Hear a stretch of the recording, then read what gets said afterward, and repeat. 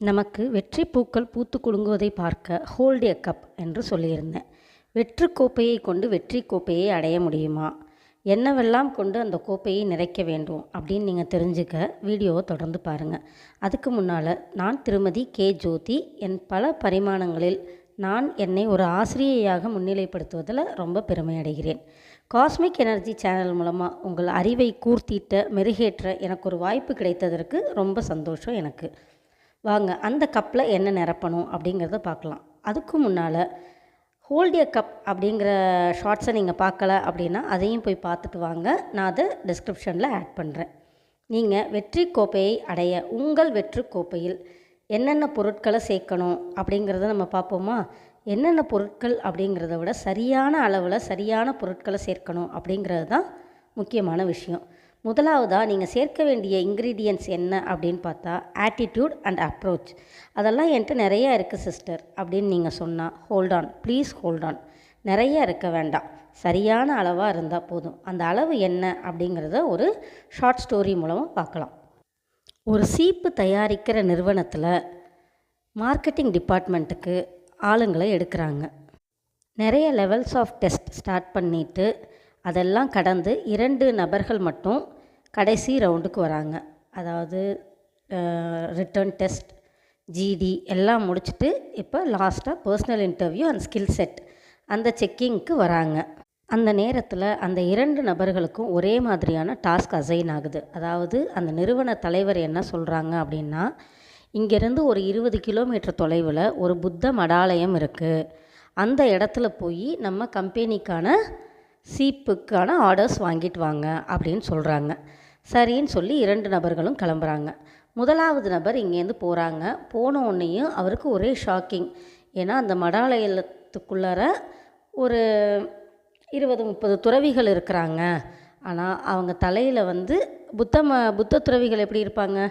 கண்டிப்பாக அவங்களுக்கு முடி இருக்காது. ஸோ அந்த மாதிரி ஃபுல்லாக முடி இல்லாத நிலைமையில் இருக்கக்கூடிய துறவிகளை அவர் பார்க்குறாரு.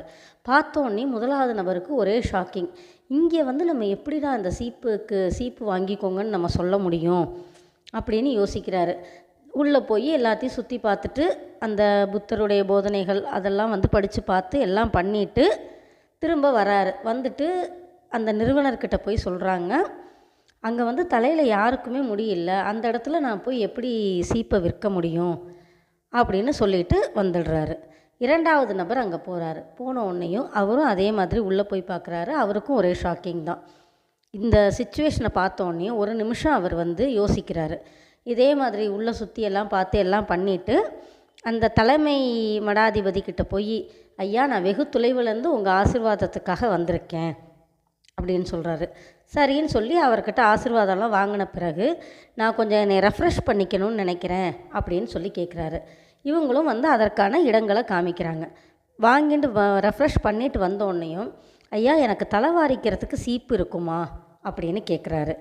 உடனே அந்த தலைமை மடாதிபதிக்கு, இங்கே நாங்கள் யாருமே அந்த விஷயத்தை பயன்படுத்துறது இல்லையேப்பா, எங்களுடைய கோட்பாடுகளில் முடியை மழிச்சுக்கணுங்கிறது ஒன்று, அதனால் நாங்கள் சீப்புங்கிற விஷயத்தை பயன்படுத்துறது இல்லை அப்படின்னு சொல்கிறாரு. உடனே இந்த எக்ஸிக்யூட்டிவ் 2வது நபர் என்ன சொல்கிறாரு அப்படின்னா, நல்லது ஐயா, நீங்கள் சொல்கிறது சரியான ஒரு காரணம்தான்.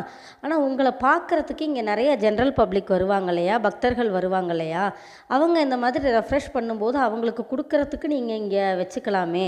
அதோட நீங்கள் அதில் புத்தருடைய பொன்மொழிகளை பதிச்சு கொடுத்தீங்க அப்படின்னா இன்னும் அது அவங்களுக்கு பிரயோஜனமாக இருக்கும். அந்த கோட்பாடுகளை ஃபாலோ பண்ணுறதுக்கும் ஈஸியாக இருக்கும். புத்தாவோட பிரின்சிபல்ஸ் ஃபாலோ பண்ணுறதுக்கும் ஈஸியாக இருக்குமே. இதை நீங்கள் ஒரு அன்பளிப்பாக கொடுத்தீங்கன்னா அவங்க இன்னும் மகிழ்வாங்க. அந்த பிரசாதமாக அதை வீட்டில் கொண்டு போய் வச்சு வாழ்நாள் முழுதும் உபயோகப்படுத்துவாங்களே, இதை நீங்கள் முயற்சி செய்யலாமே அப்படின்னு கேட்குறாரு.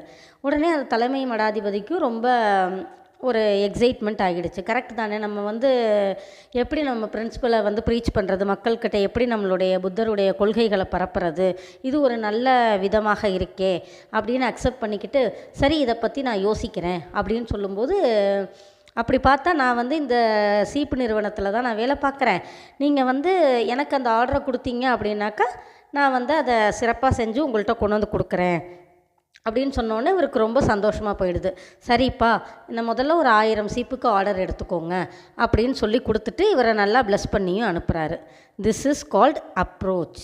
இதைத்தான் நமக்கு எவ்வளவு தான் நல்ல பாசிட்டிவ் ஆட்டிடியூட் எல்லாத்தையும் இருந்தாலும் எப்படி நம்ம அதை அணுகிறோம், வாழ்க்கையில் இன்னொருத்தரை நம்ம எப்படி போய் அணுகிறோம், ஆட்டிடியூடும் அப்ரோச்சும் எவ்வளோ ஈக்குவலன்ட் ரேஷியோவில் இருக்கணும் அப்படிங்கிற விஷயத்தை தான் நம்ம அந்த கோப்பையில் நிரப்பணும்.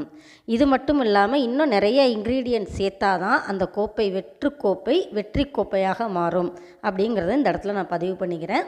இன்னும் என்னென்ன இன்க்ரீடியன்ட்ஸ் சேர்க்கணும் அப்படிங்கிற தகவல்களை நீங்கள் அறிய stay tuned and follow my channel. மறக்காமல் உங்கள் ஃப்ரெண்ட்ஸ் அண்ட் ஃபேமிலிக்கும் இதை ஷேர் பண்ணுங்கள். அடுத்த வீடியோவில் வேறு என்னென்ன இன்க்ரீடியன்ட்ஸ் சேர்க்கலாம் அப்படிங்கிறத நான் சொல்கிறேன்.